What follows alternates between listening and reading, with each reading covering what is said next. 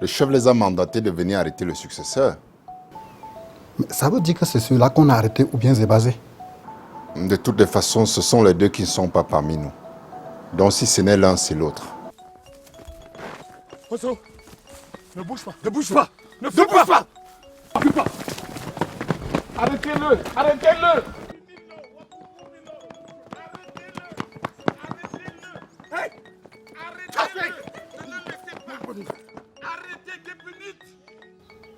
Ce que nous avions prévu pour ce deuil est déjà fini. On a déjà tout dépensé. Il a dépensé pour faire quoi? Il a un autre deuil ailleurs. L'organisation des obsèques n'a même pas encore commencé. Vous parlez déjà des dépenses? Toi, tu tues mon père et tu viens sereinement organiser les obsèques? Oh, quand tu pars boire tes bêtises là, évite de venir saouler sur moi. Tu as compris? Je ne suis pas ton égal, Tamou. Quand on vous dit vos vérités, vous vous énervez. Je vais continuer à dire la vérité. Si tu continues à faire ça, je ne dois pas te laisser. Et si tu veux que je te dessoule, je vais le faire. Tu peux compter sur moi. Nous avons tout fait pour le saisir, mais il nous a échappé. Des incapables, des gros incapables. Échappés. Comment? Majesté, faut être plus jeune, vigoureux et fort. Ces qualités l'ont permis à prendre le dessus sur nous qui commençons déjà à vieillir.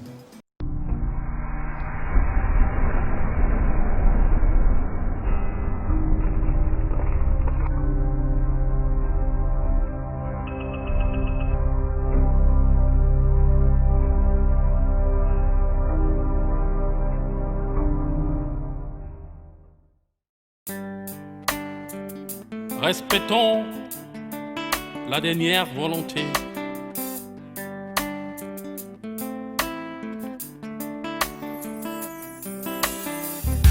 Dans la vie, nous devons avoir du respect pour l'âme de celui qui n'est plus. Quand de son vivant, il prend une décision, il sait pourquoi il le fait. Après sa mort, ne restons pas tout changer. Attention, ça va nous rattraper. Respectons la dernière volonté. N'oublions surtout pas qu'il existe une justice divine. Respectons la dernière volonté. N'oublions surtout pas qu'il existe une justice divine. Dans la vie, nous devons avoir du respect pour l'âme de celui qui n'est plus. Quand de son vivant, il prend une décision, il sait pourquoi il le fait. Après sa mort, ne restons pas tous changés. Attention, ça va nous rattraper. Respectons la dernière volonté.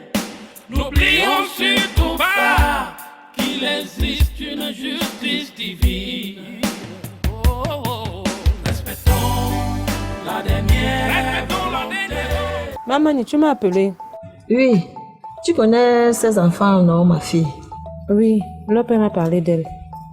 Je voudrais qu'elle retourne à Douala vivre avec vous. Vivre avec qui? Est-ce que ce sont les petites filles? Ce sont les vieilles filles qui ont reçu une éducation, je ne sais par qui ni comment. Et en plus, je ne veux pas des gens chez moi qui viendront me casser la tête et mettre en cause l'éducation que j'ai souffert jusqu'ici pour donner à mon unique enfant. Celles-ci ne sont pas aussi tes enfants, ma fille. Donc on va les jeter simplement parce qu'elles ont été éduquées ailleurs et par d'autres personnes.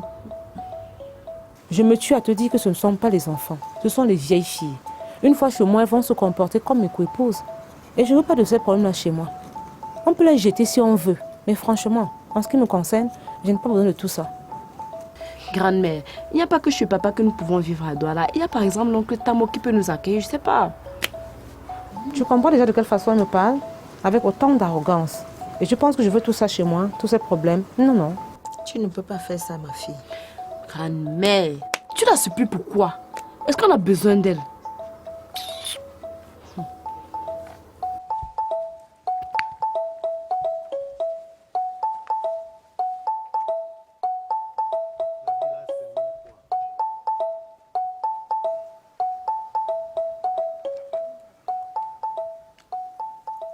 Oh, la vie est belle. C'est quoi ça, Tamo? C'est quoi? Cesse de me souiller au village. Arrête de me salir, Tamo. Tu es venu au village faire le deuil de ton père ou tu es venu boire la bière? On t'a maudit avec la bière, Tamo. Oh mon Dieu. Que je finisse d'enterrer mon père, il ne doit pas ressusciter. On boit, on meurt. On ne boit pas, on meurt. Demandons seulement à papa d'arriver là où il est.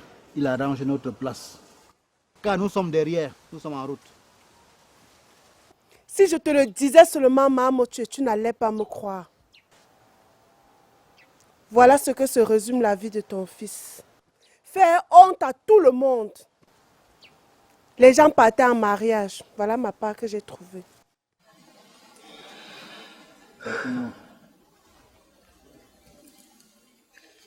Tu vas l'amener comme ça. Il peut marcher dans cet état. Oui, Il ne marche pas, pourquoi? Laissez-moi. Laissez-moi. Laissez-moi.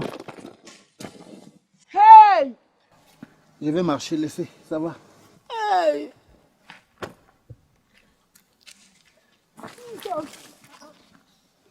Jesus.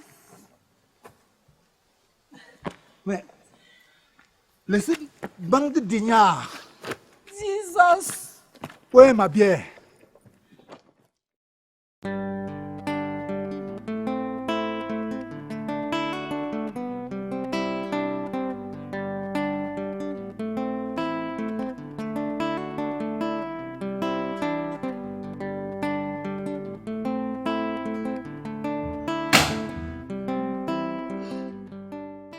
Bonjour Mélissa.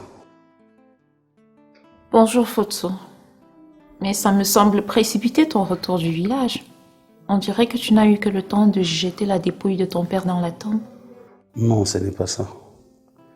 Je suis venu plus vite parce que j'avais peur de perdre mon boulot. Il était question pour moi de revenir supplier le patron pour qu'il revienne sur sa décision.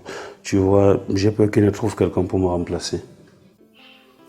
Si ça ne concernait que ton boulot, je t'avais dit de ne pas t'en faire, que j'en parlerai à mon père et je l'ai fait. 1000 fois merci, Mélissa. 1000 fois merci pour tout ce que tu fais pour moi ces derniers temps. Je t'en prie. C'est tout à fait normal et naturel. N'importe qui à ma place aurait fait pareil. Dis-moi, t'es pas sortie aujourd'hui? Non, je ne me sens pas à l'aise. Je suis un peu frileuse. Oh. Je prie le Seigneur que ce malaise soit passager pour que tu retrouves la grande forme bientôt. Je l'espère aussi. Bon, s'il te plaît, si tu as besoin de moi pour quoi que ce soit, fais-moi signe. Merci infiniment. Bye bye. Au revoir.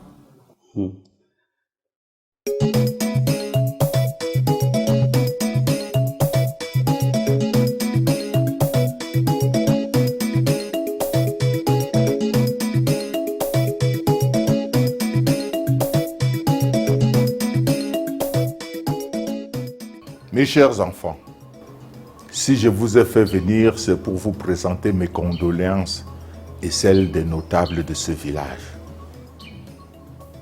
Votre père Tasso Mwawa était un notable qui a rendu d'énormes services à notre village. Son décès m'attriste particulièrement et laisse un vide qui ne saurait être comblé. Photo, votre petit frère qui a été désigné pour prendre le relais reste jusqu'aujourd'hui introuvable. Je ne saurais tolérer cette situation, de peur que de tels cas ne se perpétuent et mettent en péril l'existence de notre communauté. C'est pour cette raison que j'inflige à la famille Tassomoa une sanction de 500 000 francs à reverser à la chefferie.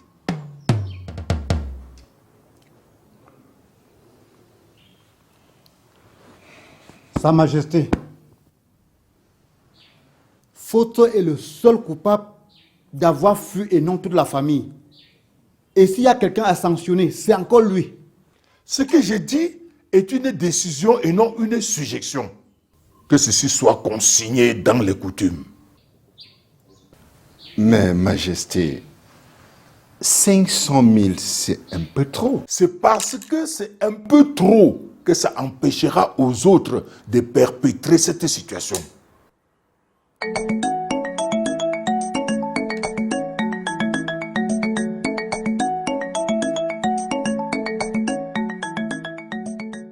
Ma fille, ce que j'entends là est vrai.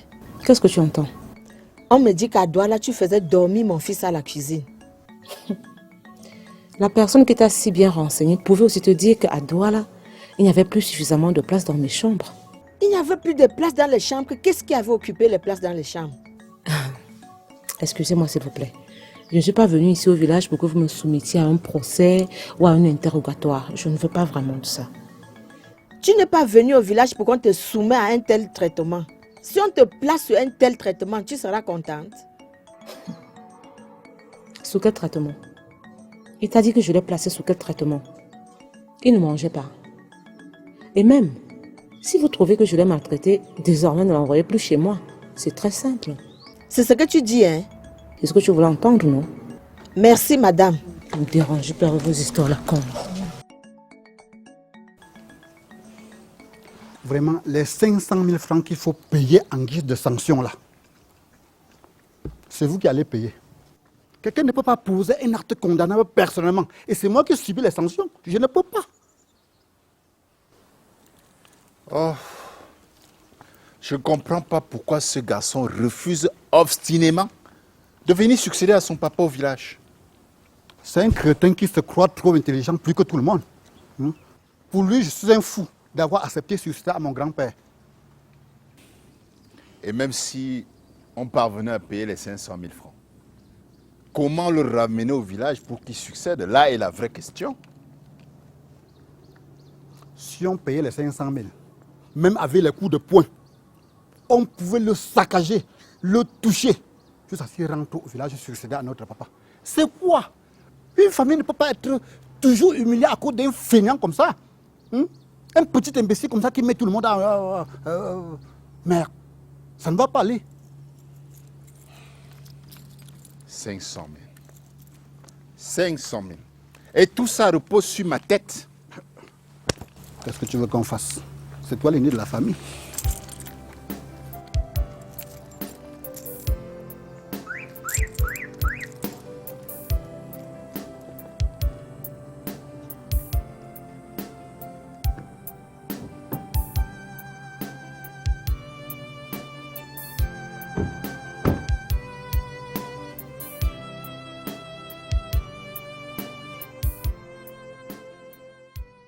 Mais gars, comment tu es rentré si vite du village?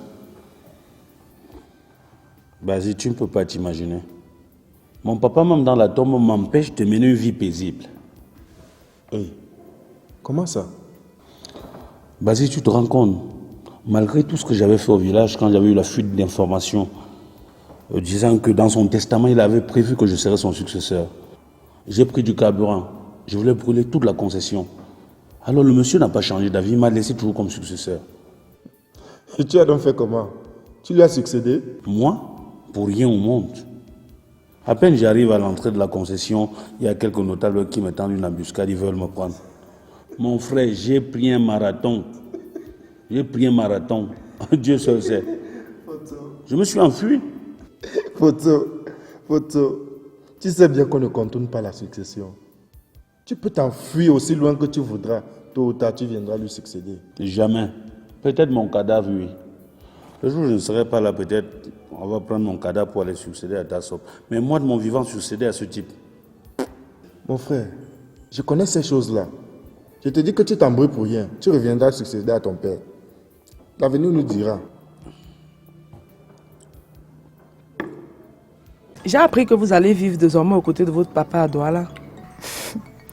Oui, Karine. C'est grand-mère qui nous a fait cette proposition la dernière fois. Tel que je connais la femme de votre père avec sa cruauté, votre vie ne sera pas de tout repos à Douala. J'avoue que ce que tu dis est vrai. Parce que la dernière fois qu'on nous l'a présentée à celle-là, il fallait voir. Elle nous regarde, on dirait que nous sommes les ordures. Tu t'imagines? En tout cas, c'est elle qui a fait ces bêtises-là. Moi, je ne la gère pas. Une femme avare, vous comprenez. Pour elle, quand quelqu'un vient chez elle, c'est pour quémander l'argent de son mari. C'est l'argent de son mari, pas son argent. Oh. S'il te plaît, Fallon, arrête. Pardon. Il ne faut pas qu'on aille à Douala créer les problèmes à papa et gâter son mariage. Je ne vais à Douala chercher les problèmes à personne. Mais si cette femme me cherche, elle ne va pas me rater.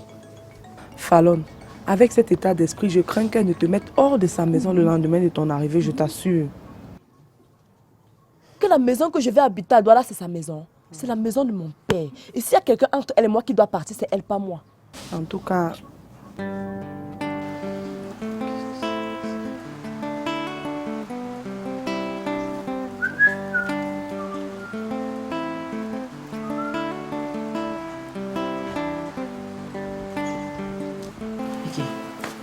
Tu as un problème sérieux. Je te trouve pensif. C'est le monsieur de tout à l'heure. J'ai eu une mauvaise impression en le regardant. Tu sais quoi? Ça peut être un bandit. Hein? Peut-être qu'il est venu comme ça inspecter. Pour venir voler après où? Tu peux avoir raison. Hein. Je n'ai jamais senti les sensations que j'ai senties en le regardant de toute ma vie. Tu sais quoi? Multiplions la vigilance. Dis même au gardien d'être prudent. Hein? Tu m'as compris? Ce que tu dis est important. Sachant que papa et maman ne sont pas là. Ils peuvent faire comme s'ils reviennent nous agresser ici.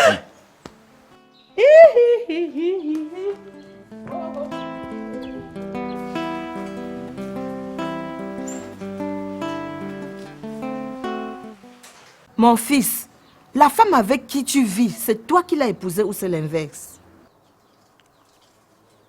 Maman, je sors de la chefferie où j'étais pour un problème important. Un problème grave. Tu ne me demandes pas comment ça s'est passé là-bas. Tu préfères me parler de peccadilles, maman. Ce dont je parle n'est pas une peccadille, monsieur. C'est une chose très grave. Et qu'est-ce qu'il y a de grave là-dedans, maman? Je trouve extrêmement grave que mon fils vienne passer les vacances chez vous et que ta femme lui fasse dormir à la cuisine sans que cela ne te gêne.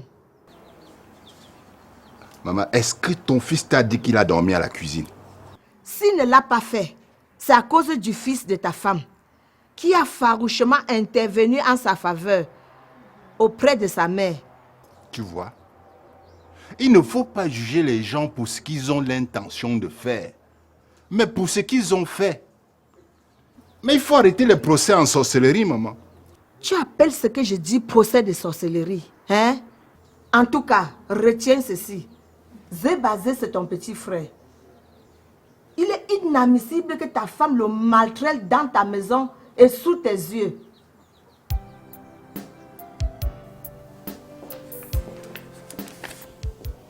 Qu'est-ce qui ne va vraiment pas, Mélissa?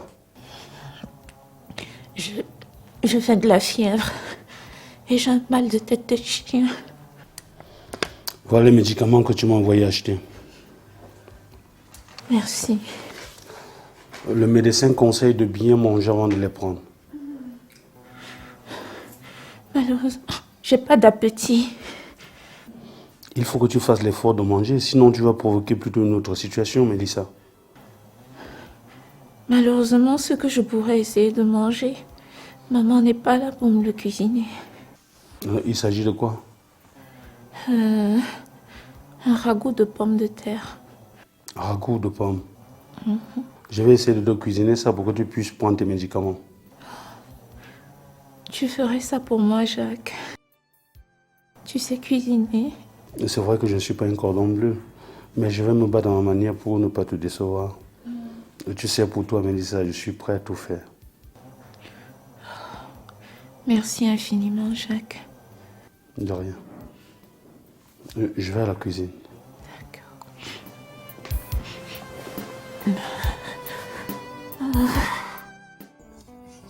Allô? Allô? Oui, Basine, qu'est-ce que tu veux? Je suis là avec mon mari. Ferme ta bouche. Je n'ai rien à foutre avec ton mari. Je suis chez toi et je veux voir mon fils. Je ne suis pas dans la ville, Basine. Je suis à l'ouest. Ok. Je vais donc entrer pour me rassurer que ce que tu dis est vrai. Tu sais que je ne te fais pas confiance. Ne fais pas ça, je t'en prie. Je t'en prie, ne fais pas ça.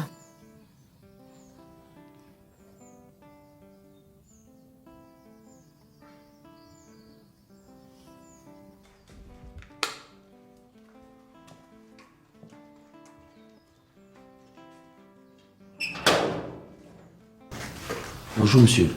Salut, jeune homme. Qui voulez-vous voir? C'est vous le fils de Madame Asiene?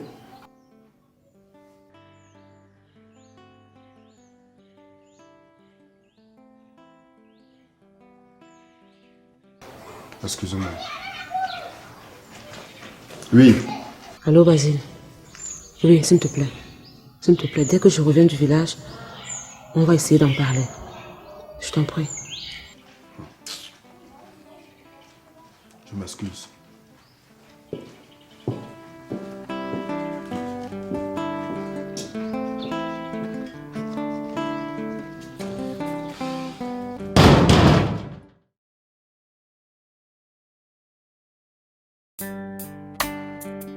Respectons la dernière volonté.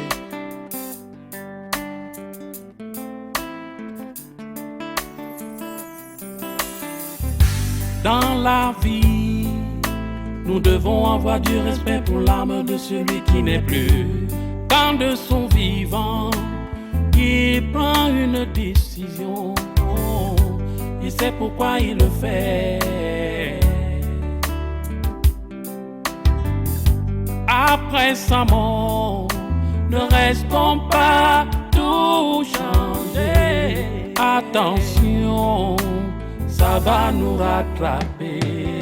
Respectons la dernière volonté. N'oublions surtout pas qu'il existe une justice divine. Respectons la dernière volonté. N'oublions surtout pas qu'il existe une justice divine. Dans la vie, nous devons avoir du respect pour l'âme de celui qui n'est plus. Quand de son vivant, il prend une décision, il sait pourquoi il le fait. Après sa mort, ne restons pas tous changés. Attention, ça va nous rattraper. Respectons la dernière volonté. N'oublions surtout pas qu'il existe une justice divine.